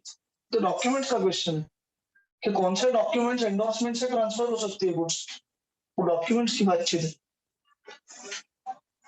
अभी हम सब क्यों पढ़ रहे पता है? आगे जाके अलग अलग टॉपिक्स में इसका रेफरेंस है, तो तब थोड़ी बताऊंगा, इसलिए पहले लेक्चर में है कि इनका मीनिंग ये है। Document of title to goods एक जगह पे ही आता है, यूनिट 3। डिलीवरी एक दो जगह पे आता है।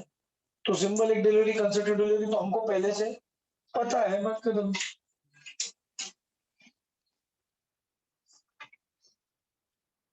तो वो तब वो एक्सप्लेन करते बैठेंगे तो फिर मेन टॉपिक बाजू में रह जाएगा। इससे पहले ही उन्होंने भी ऐसा ही दिया है कि फर्स्ट यूनिट में सबका मीनिंग बता दिया। अच्छा किया है सेग्रीगेशन, चैप्टर का बाइफर्केशन अच्छा किया है। बोला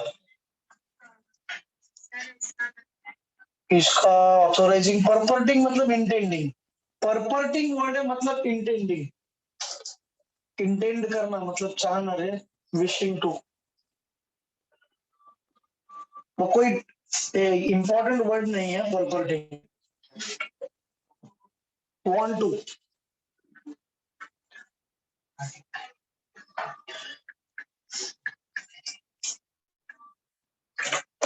वांट टू, बस कुछ नहीं।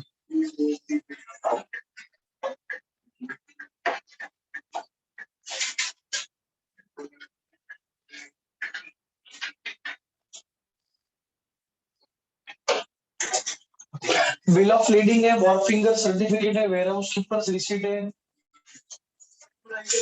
Multi modal transport receipt. अब ये है क्या पता है? ये सारी चीजें है ना, जिसको तुम दोगे गुड्स संभालने के लिए या लेके जाने के लिए, वो बंदा लिख के देता है कि तुम गुड्स के ओनर हो। अब तुम उसके पीछे किसी और का नाम लिख दोगे तो वो बन जाएगा ओनर। तो आप नाम लिखना मतलब क्या हो गया? एंडोर्समेंट। और सिर्फ एंडोर्समेंट से नहीं होगा, वो डॉक्यूमेंट हैंडओवर भी करना पड़ेगा। बिल ऑफ एक्सचेंज होता है, बिल ऑफ एक्सचेंज में एंडोर्समेंट करते हैं, तो खाली एंडोर्समेंट थोड़ी करके वो देना भी तो पड़ेगा ना, तो डिलीवर भी करना पड़ेगा। अब डिलीवर मतलब गुड्स नहीं, डॉक्यूमेंट। तो बिल ऑफ एक्सचेंज भी तो इसमें आएगा ना। बिल ऑफ एक्सचेंज मनी में होता है और मनी गुड्स में नहीं आता। Bill of exchange money related है ना। बिल ऑफ एक्सचेंज में कभी भी अमाउंट होती है ना, तो गुड्स थोड़ी होता है। अगर गुड्स होते ना तो बिल ऑफ एक्सचेंज भी इसमें आ जाता। कौन सा? बिल ऑफ एक्सचेंज एसेट नहीं, बिल ऑफ एक्सचेंज क्या है? डॉक्यूमेंट है। बिल ऑफ एक्सचेंज बेच रहे हो, गुड्स है, गुड्स होने चाहिए मोर देन। तो गुड्स उसमें क्या है? बिल ऑफ एक्सचेंज में क्या? मनी है, प्रॉपर्टी उसकी। तो मनी किधर गुड्स में आता है? और उसके लिए अलग एक्ट है, नेगोशिएबल इंस्ट्रूमेंट्स एक्ट, वो इंटर में आएगा। ये क्लियर है? अब वॉर्फ क्या होता है, वॉर्फ फिंगर क्या होता है, वो छोड़ो। डॉक के आसपास एक वॉर्फ नाम का एरिया होता है जहाँ पे गुड्स स्टोर करते हैं। मतलब सर वेयर हाउस ही होगा ना? हाँ वेयर हाउस ही है, बस नाम याद रखने। उन किसी के ऊपर भी कोई भी स्पेसिफिक क्वेश्चन नहीं आएगा, because sale of goods act में दिया ही नहीं है, खाली इतना बोला कि ये एग्जांपल से। और एक बार, कुछ साल पहले किधर ना किधर एमसीक्यू में आया था, कौन से वो पता नहीं। ओनली ओरिजिनल कॉपीज है डॉक्यूमेंट ऑफ टाइटल। तो तुम 10 जेरोक्स निकालोगे तो 10 बार 10 लोगों को ट्रांसफर करोगे, वो नहीं चलेगा। Only original copies, photo copy नहीं।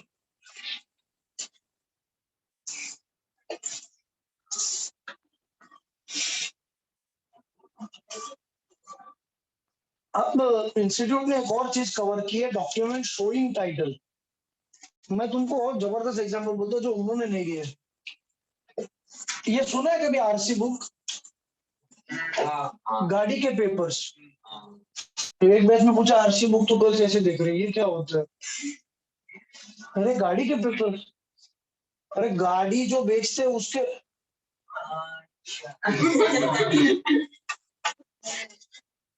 जनरल नॉलेज, समझा? नहीं ठीक है, नहीं पता, लेकिन अभी तो पता चला ना कि तो जनरल नॉलेज में पता होना चाहिए। तुम्हारे पास गाड़ी हो ना हो, आरसी बुक। अच्छा, गाड़ी की आरसी बुक है, गाड़ी बेच सकते हो तुम्हारी, तुम्हारी खुद की गाड़ी तुम किसी और को बेच सकते हो, बिल्कुल बेच सकते हो, लेकिन आरसी बुक के पीछे लिख के बेच सकते हो? नहीं बेच सकते। आरटीओ से परमिशन लेनी पड़ती है, आरटीओ के पास तुम्हारा ट्रांसफर रजिस्टर करवाना पड़ता है, फिर बेच सकते हो। समझ में आया? तो ये आरसी बुक क्या है? Document of title to goods है? नहीं, डॉक्यूमेंट शोइंग टाइटल मतलब सिर्फ बताएगा कि एक सर्टेन पर्सन गुड्स का ओनर है। अब इंस्टीट्यूट ने एग्जांपल क्या दिया है, अब इससे ज्यादा प्रोफेशनल एग्जांपल दिया है, उन्होंने दिया है शेयर सर्टिफिकेट। बराबर एग्जांपल है।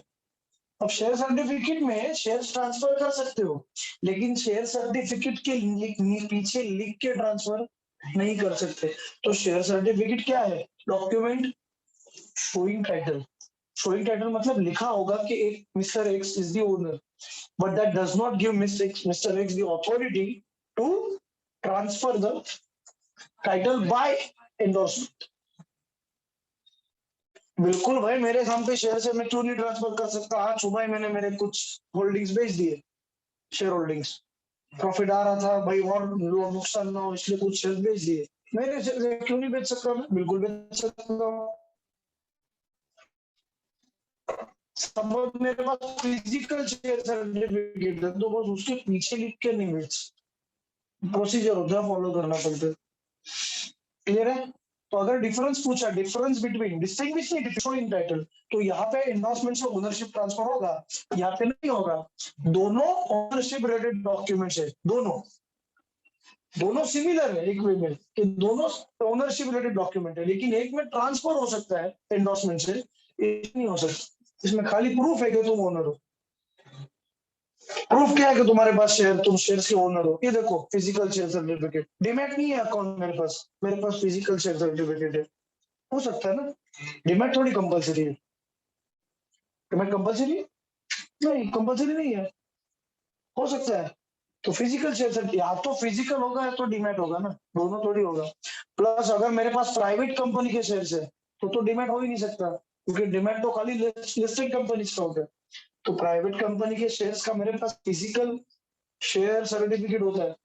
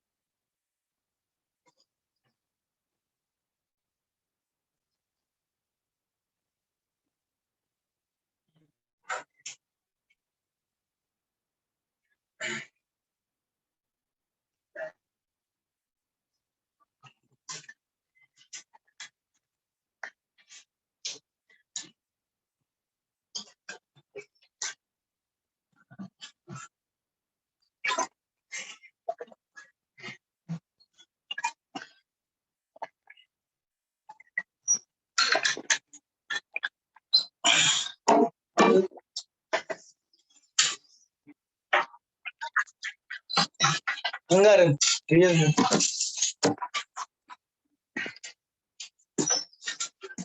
वो फालतू फोन नहीं लेकर, जब तक बच्चा बड़ा नहीं होता तब, नहीं तो फिर वो गिराते रहते। अच्छा फोन का करूँ क्या मैं? रियलमी एक्स है, हो गया 2.5 साल हो गए।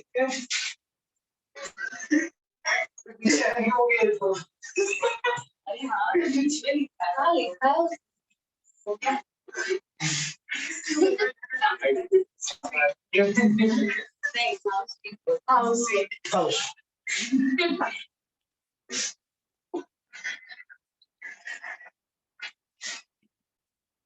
प्रेफरेबली एक सेक्शन रखोगे लॉ के लिए तो अच्छा रहेगा, बट ठीक है, दैट्स ओके।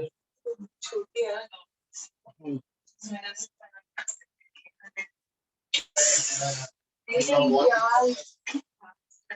तो नहीं समझ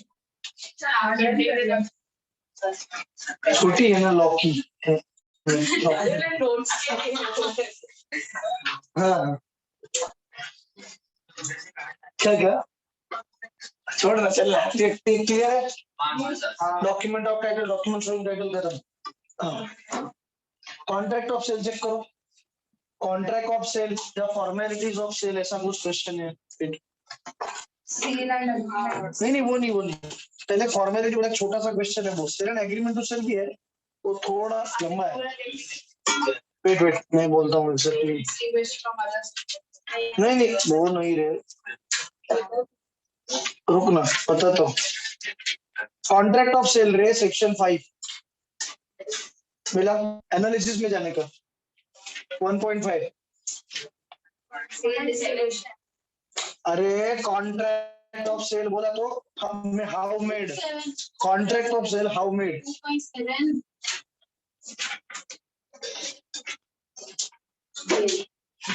contract of sale how made, analysis मिला।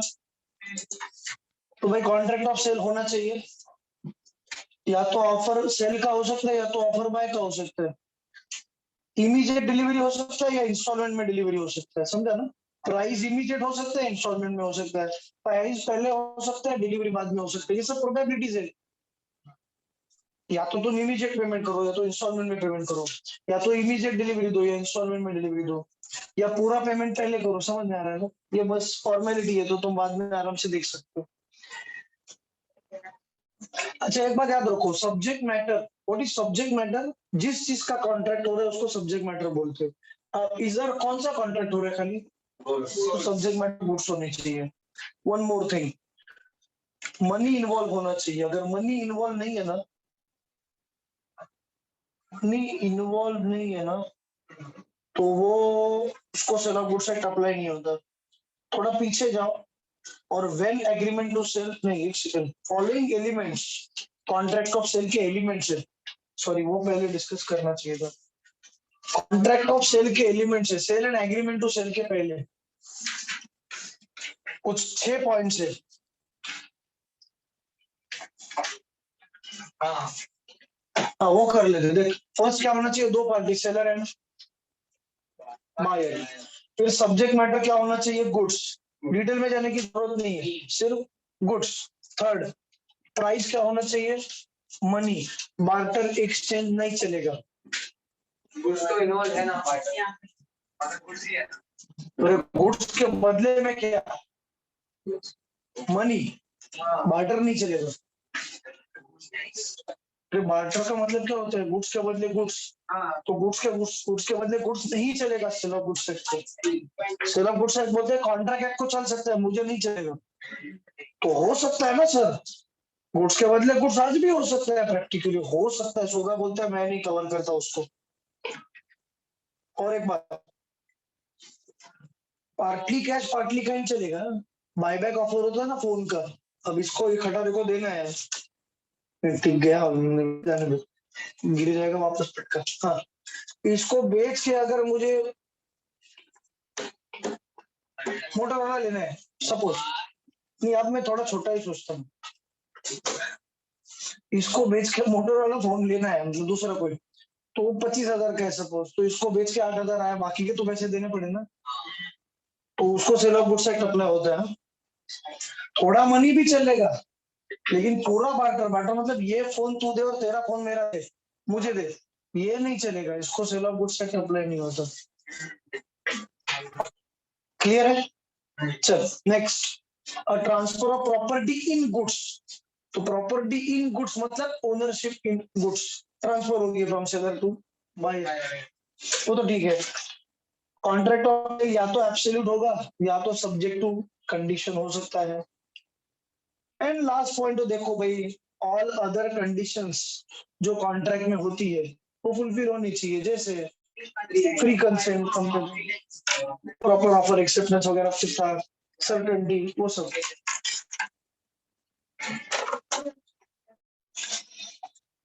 ओके, फिर एक question, sale and agreement to sale, और फिर खत्म। Agreement sale and agreement to sale खत्म करते हैं, और बाकी सब हम लोग नेक्स्ट लेक्चर करेंगे ऑब्वियसली। पहले एक चीज सुनो, खाली डिस्टिंग्विश करना है, उसके पहले जो भी है वो नहीं करना है। कॉन्ट्रैक्ट ऑफ सेल है ना, कॉन्ट्रैक्ट ऑफ सेल पे सुनना है, सुने, बहुत इंपॉर्टेंट है, इसमें कंफ्यूजन हो गया है। कॉन्ट्रैक्ट ऑफ सेल दो पार्ट में डिवाइड होता है, sale and agreement to sale. ये समझा क्या? तो ये सेम नहीं है। कॉन्ट्रैक्ट ऑफ सेल दो पार्ट में डिवाइड हो रहा है, sale and agreement to sale. ये हो गया, ये होना बाकी है। Performed, to be perform in future, executed, executory.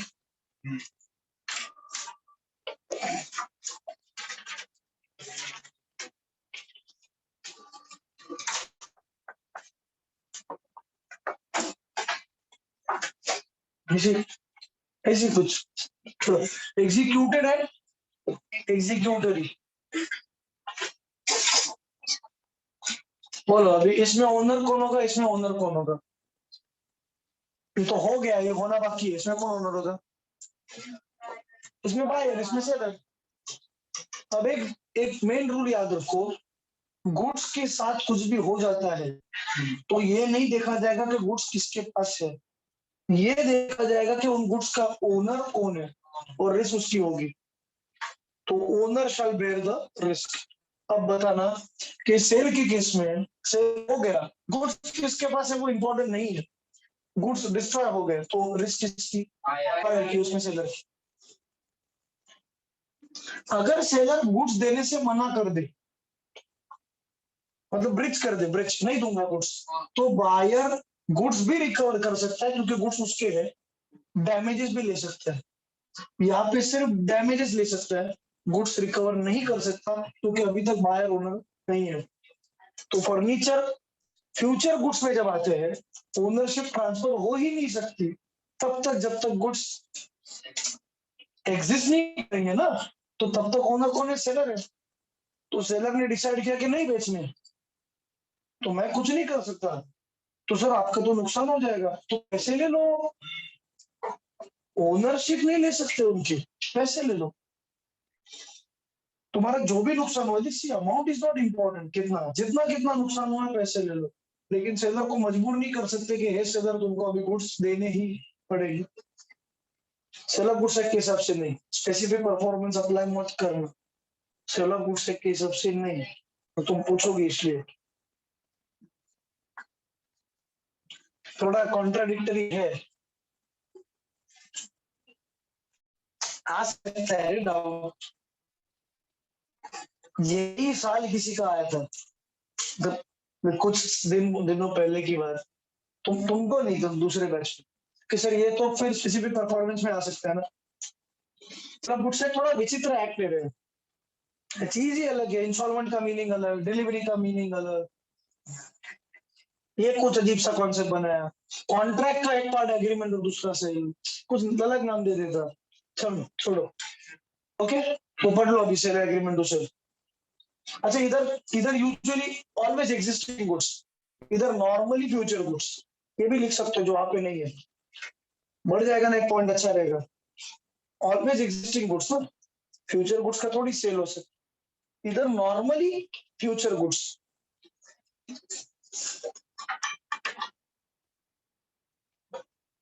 वो सेकेंड लास्ट पॉइंट है वो मैं बताता हूँ।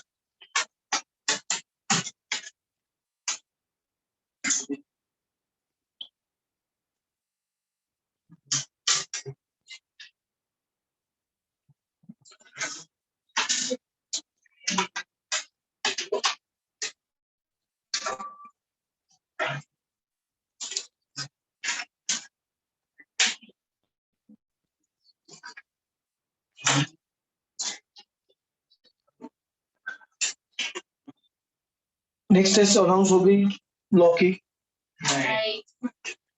पूछता हूँ। Next. बीसीके को एक्चुअली प्रैक्टिस की जरूरत नहीं है टेस्ट के लिए, तुम खुद भी कर सकते हो। पर नहीं बोल रहा हूँ कि नहीं लेने का, वो ले लिया है वो अलग बात है, लेकिन लॉ का सब्जेक्टिव है ना, तो assignment as well as practice is important. लिखते रहोगे तो अपने आप को आदत आ जाएगी। किसका? हाँ हाँ,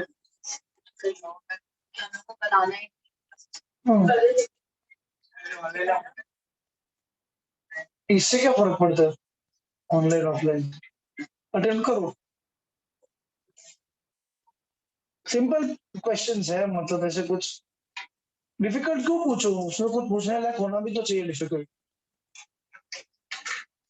लाइटली मत लेना सब्जेक्ट को, लेकिन सिंपल ही है। मतलब मैंने एग्जांपल भी दिए थे चैप्टर में, क्या बेसिक फीचर्स कर लोगे, उसके मीनिंग अच्छे से समझ लोगे तो बायट थोड़ी करना है, बीसी की थोड़ी कोई बायट करता है। अगर बीसी के बायट कर रहे हो तो गधे हो, गधे ही हो, और क्या हो सकते हो, क्योंकि जो चीज बायट करने लिए रखी ही नहीं है वो चीज कौन बायट करेगा। ये भी एक्चुअली बायट नहीं करना चाहिए, पूरा ब्लैंक हो जाएगा ना। बायट में सबसे बड़ी रिस्क क्या होती है, ये ब्लैंक होने की। बायहार्ट करते हो वो, समझते हैं वो उनकी बात अलग है, वो रिस्क तो होती है। अच्छा ये क्लियर है।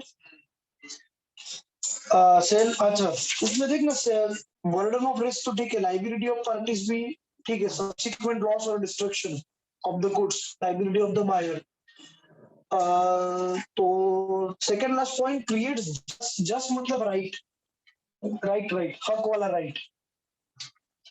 सेकंड लास्ट पॉइंट है नेचर ऑफ राइट्स, नहीं है व्हाटएवर चल, नेचर ऑफ राइट्स मिला।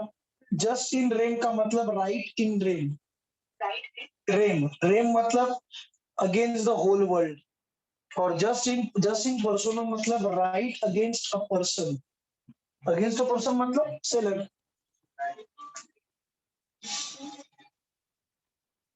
मैं एक्सप्लेनेशन देता हूँ तुमको, लेकिन तुमको ये याद रखना है।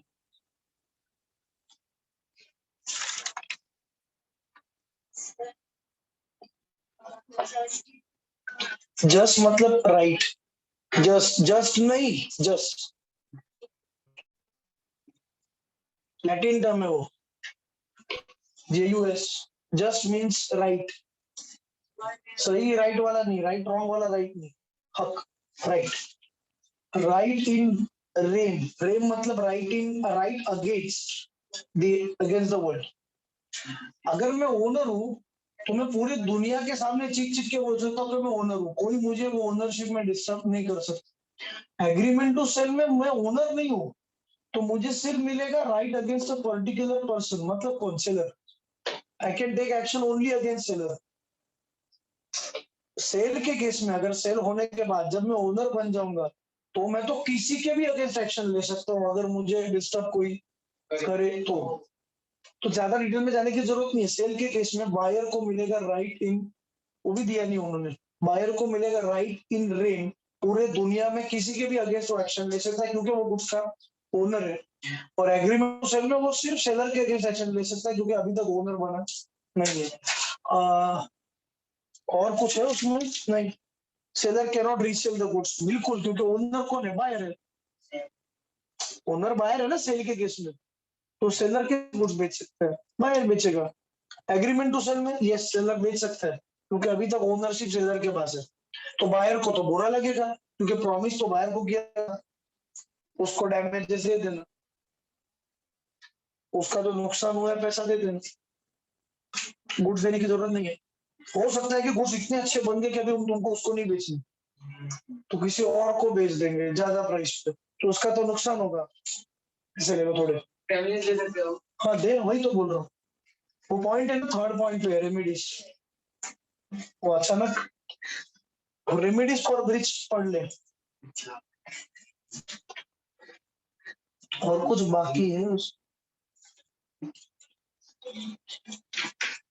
हाँ, इंसॉल्वेंसी का पॉइंट बाकी है ना। हाँ जरा देखो, तो आ गया मॉड्यूल।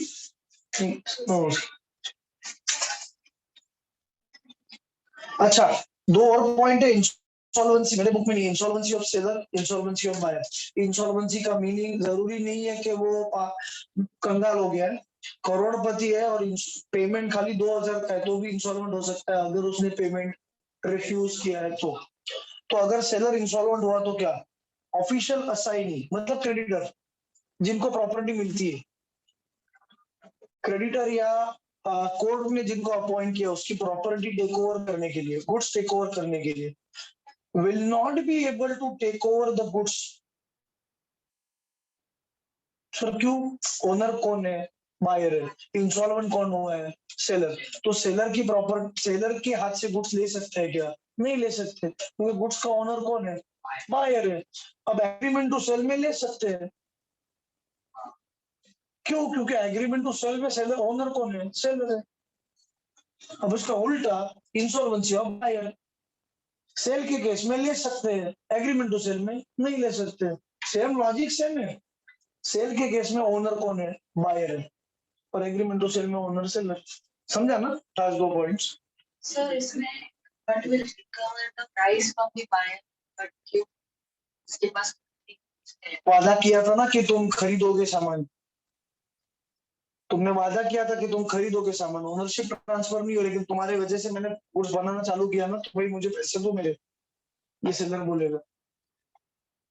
मैं किसी और को भी बेच सकता हूँ, और को बेचूंगा तो तुमसे पैसे नहीं होगा, लेकिन और को नहीं बेच पाया तो इसलिए मुझे मेरे पैसे चाहिए, ये बात है।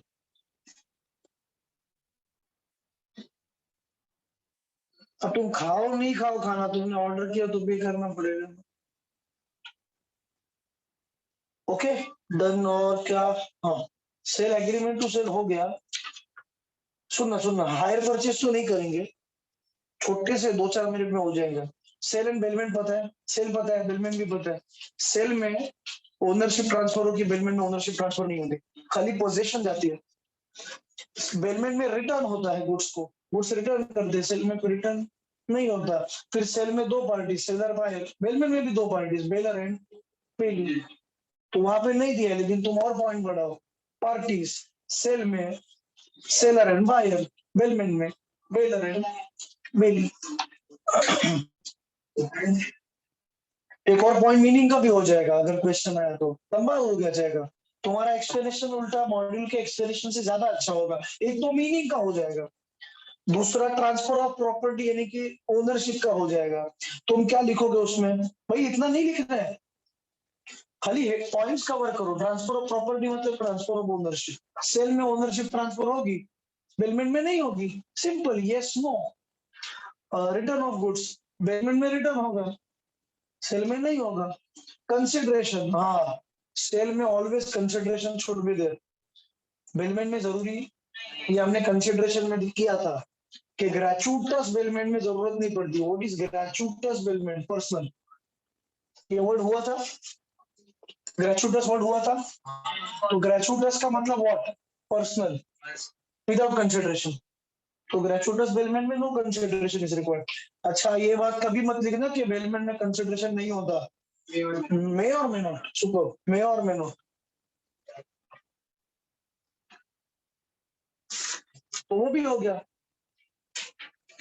Sale and contract for work and labour दिखा, गोल्ड तो बहुत अच्छा एग्जांपल दिया, गोल्ड इज सप्लाइड दिया ना एग्जांपल। हाँ रेडीमेड पेंडेंट लिया ज्वेलर से तो वो सेल है या परचेज है, सेलर के हिसाब से सोचोगे तो सेल है, बायर के हिसाब से सोचोगे तो परचेज है। लेकिन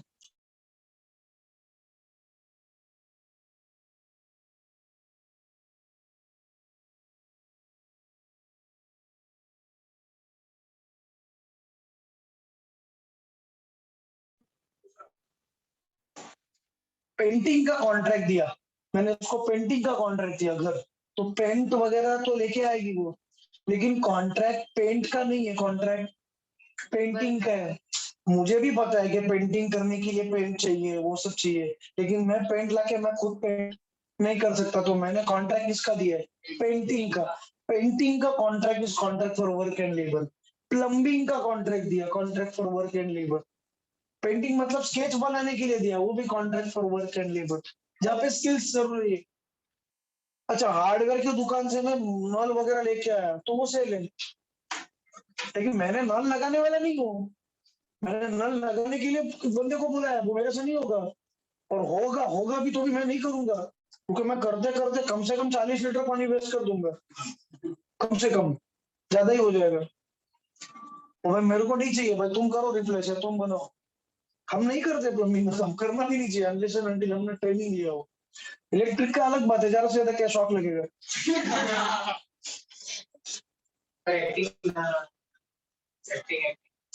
वो इसमें थोड़ी आता है सब कुछ। नहीं वो आ सकता है, contract for work and labour में सब कुछ आ सकता है। Contract for work and labour syllabus में नहीं है। खाली एक जगह पे 3 लाइन दी है बस, पढ़ लो और फिर खत्म करो।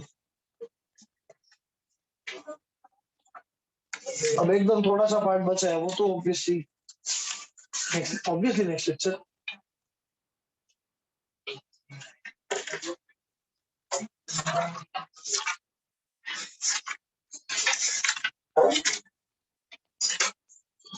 कर दिया, डन।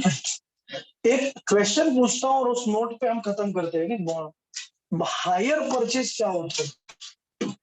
हायर परचेस मैं बताऊंगा नहीं कि उसके लिए ज्यादा टाइम चाहिए और जरूरत भी नहीं है अभी करने की। हायर परचेस सुना है अकाउंट्स में सुना है क्या?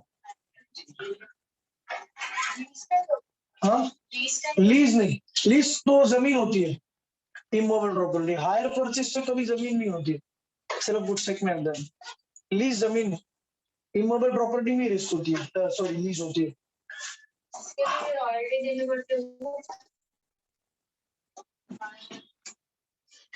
तो पेटेंट कॉपीराइट में वगैरह मेरा नाम यूज करेगी तो रॉयल्टी पे करना पड़ेगा।